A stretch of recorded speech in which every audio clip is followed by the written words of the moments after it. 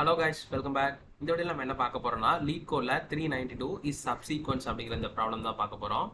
இது வந்து ஈஸியான ப்ராப்ளம், லிட்டில் பிட் ட்ரிக்கி அப்படின்னு சொல்லலாம். எதுக்காக அப்படி சொல்றேன்னா, இது வந்து நீங்க நார்மல் அப்ரோச்சில் சால்வ் பண்ணீங்கன்னா 2 லூப் யூஸ் பண்ணி சால்வ் பண்ணலாம்.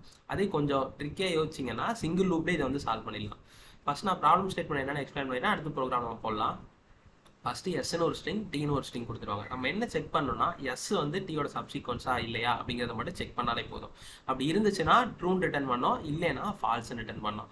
இப்போ இதில் ஒரே ஒரு கண்டிஷன் தான். என்ன கண்டிஷன் அப்படின்னா, அவங்க வந்து இங்கே கொஞ்சம் கதையெல்லாம் கொடுத்துருப்பாங்க, அதெல்லாம் விட்டுருங்க. இந்த எக்ஸாம்பிளை மட்டும் பாருங்களேன். இப்போ வந்து சீக்வன்ஸ் அப்படின்னா நம்ம வந்து அடுத்தடுத்து வந்துட்டு இருக்கிறது அப்படிங்கிறத வந்து நார்மலாக அர்த்தமா.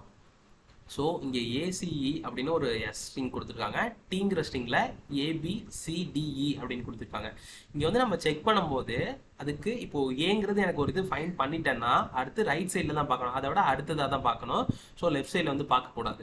அப்போது எஸ்ன்னு இங்கே ஏஇசி அப்படின்னு வச்சிங்கன்னா ஏ ஃபஸ்ட்டு ஃபைன் பண்ணிடுவேன், நெக்ஸ்ட்டு இயை ஃபைன் பண்ணிடுவேன், அடுத்து சி வந்து லெஃப்ட்டில் தானே இருக்குது. ஸோ அது வந்து நாட், அதாவது ஃபால்ஸ் அப்படின்னு ரிட்டர்ன் பண்ணோம் அந்த மாதிரி கண்டிஷனில். ஸோ அது எப்படின்னு தான் சால்வ் பண்ண போகிறோம். ஃபஸ்ட்டு நான் பேஸ் கண்டிஷன் என்னன்னு எழுதிடுறேன். இப்போ எனக்கு எஸ் லென்த் வந்து 0 இருந்துச்சுன்னா நான் என்ன பண்ணுறது, அதாவது இந்த லென்த் இருக்குல்ல, எஸ்ல வந்து எந்த வேல்யூமே கொடுக்கலன்னா அப்போ டீயோட தான் கன்ஃபார்மா.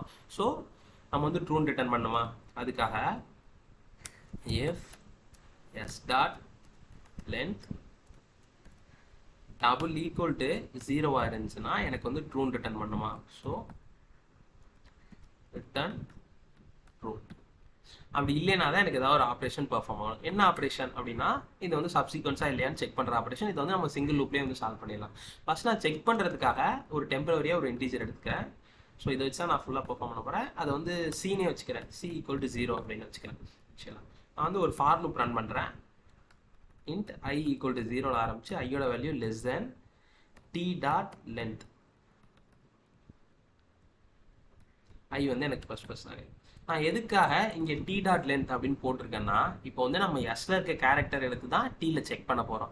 இப்போ நீங்கள் டீல இருக்க டீயோட சைஸ் மட்டும் வச்சுக்கலாம். இப்போ வந்து இந்த எக்ஸாம்பிளில் டி வந்து 3 இருக்கு, டீயோட சைஸ் வந்து இங்கே சாரி எஸ்ஸோட சைஸ் வந்து 3 இருக்கு, டீயோட சைஸ் வந்து உங்களுக்கு வந்து 6 இருக்கு.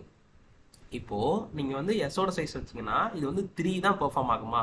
ஸோ இதை எடுத்து இதில் ஃபஸ்ட் கேரக்டர் எடுத்து இங்கே டீயில் செக் பண்ணும்போது ஒரு 3 இது தான், அதாவது ஏஹெச்பிங்கிற வரையும் தான் என்னால் செக் பண்ண முடியும். இந்த சிக்கு வந்து என்னால் பெர்ஃபார்மே பண்ண முடியாது.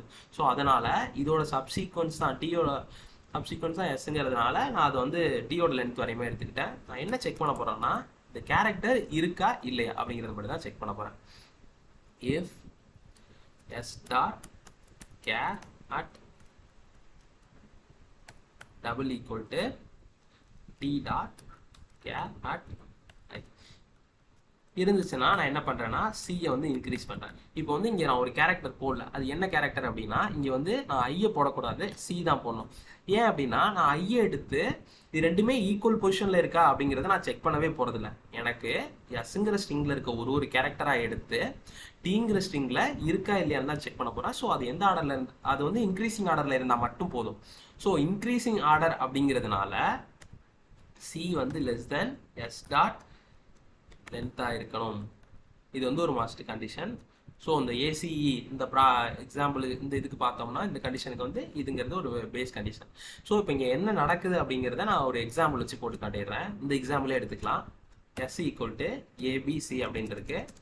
நெக்ஸ்ட்டு டி ஈக்குவல் டு ஏஹெச்பிஜிடிசி அப்படிங்கிறது இருக்குது. இப்போ நான் என்ன செக் பண்ணோம், ஃபஸ்ட்டு இதில் இருக்க கேரக்டர்லாம் எடுத்து இதில் செக் பண்ணுமா. நீங்கள் நார்மலாக உங்களுக்கு செக் பண்ணுறதுனா ஐயை வச்சு தான் நம்ம செக் பண்ணியிருப்போம். இங்கே எதுக்காக சீன் போட்டிருக்கு, சீன் வச்சு அது கரெக்டாக வருமா அப்படின்னு கேட்டிங்கன்னா, ஃபஸ்ட்டு இனிஷியலாக என்னோட வேல்யூ வந்து சி வந்து 0 இருக்குமா. ஸோ எஸ்ங்கிற ஸ்ட்ரிங்கில் இனிஷியலாக 0ங்கிற பொசிஷனில் என்ன இருக்குது, ஏங்கிறது இருக்கா. ஸோ ஏவை எடுத்து ஃபுல்லாக செக் பண்ணுறேன். செக் பண்ணிட்டு ஏ இருக்குது அப்படின்னா நான் என்ன பண்ணுறேன், சியை வந்து 1 மாற்றிடுறேன், அதாவது சியை வந்து 1 இன்க்ரீஸ் பண்ணிக்கிறேன். நெக்ஸ்ட்டு இன்க்ரீஸ் பண்ணோன்னே மறுபடியும் என்னவா இருக்கும், இந்த இடத்துல சி வந்து எனக்கு 1ன்னு மாறிடுமா. ஸோ நான் அடுத்து செக் பண்ணும்போது சியோட வேல்யூ வச்சு தான் நான் செக் பண்ணுறேன் இங்கே. ஸோ அப்போ அடுத்து எனக்கு கேரக்டர் என்னவா மாறும், பிங்கிறது மாறும். பிங்கிறது எதை வச்சு செக் பண்ணுறேன், இதில் இருக்குது. ஸோ பிங்கிறது இருந்துச்சுன்னா மறுபடியும் சியோட வேல்யூ 1 மாற்றிக்கிறேன். அதாவது ஒன்று இன்க்ரீஸ் பண்ணிக்கிறேன், 2-ஆ மாற்றிக்கிறேன். மறுபடியும் சியோட வேல்யூ என்னவா இருக்கு, எனக்கு 2ங்கிறது இருக்குமா. நெக்ஸ்ட் சிங்கிற கேரக்டர் எடுத்து செக் பண்ணுறேன். செக் பண்ணிவிட்டு எனக்கு டீல வந்து டீங்கிற ஸ்ட்ரிங்கில் வந்து சிங்கிற, அதாவது இந்த சிங்கிற கேரக்டர் இருந்துச்சுன்னா சியை வந்து இன்னொன்று இன்க்ரீஸ் பண்ணிக்கிறேன். இன்க்ரீஸ் பண்ணால் எனக்கு 3-ஆ மாறிடும். ஸோ இதுதான் வந்து பெர்ஃபார்ம் ஆகுது. சி வந்து இன்க்ரீஸ் ஆயிடும். இப்போ வந்து நான் எதுக்காக இங்கே சி வந்து less than s dot length வரையும் போட்டிருக்கேன்னா, எனக்கு இந்த எஸ்ஸோட லென்த் வரையும் பெர்ஃபார்ம் பண்ணாலே போதும். எஸ்ஸோட லென்த் வரையும் இருக்கிற வரையும் எனக்கு பெர்ஃபார்ம் ஆனாலே போதும். அதுக்கு ஈக்குவல்ட்டாக இருக்க வரையும் எனக்கு பெர்ஃபார்ம் ஆன தேவையில்லை. இப்போ வந்து எஸ்ஸோட லென்த் இங்கே பார்த்தோம்னா 3ன்னு வந்துடும். ஸோ எனக்கு வந்து 3-ஐ விட கம்மியாக இருக்க வரையும் தான் பெர்ஃபார்ம் ஆகணும். ஸோ இங்கே 2 இருக்க வரையும் தான் இதில் இருக்க எல்லா கேரக்டரையும் என்னால் செக் பண்ண முடியும். நான் எல்லாத்தையுமே வந்து பெர்ஃபார்ம் பண்ணுறேன். சரி, இப்போ வந்து நம்ம செக் பண்ணியாச்சு. நெக்ஸ்ட் வந்து ஆன்சர் வந்து ரிட்டர்ன் பண்ணுறது மட்டும்தான். இப்போ ரிட்டர்ன் பண்ணுறதுக்கு நான் இஃப் எல்ஸ் கண்டிஷன் யூஸ் பண்ண போகிறதில்ல.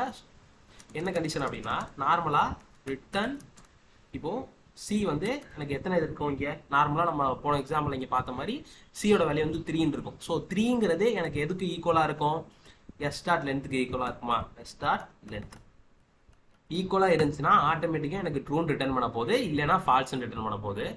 ஸோ நான் ரன் பண்ணுறேன். எனக்கு ரன் ஆயிடுச்சு. நெக்ஸ்ட் சப்மிட் பண்ணுறேன்.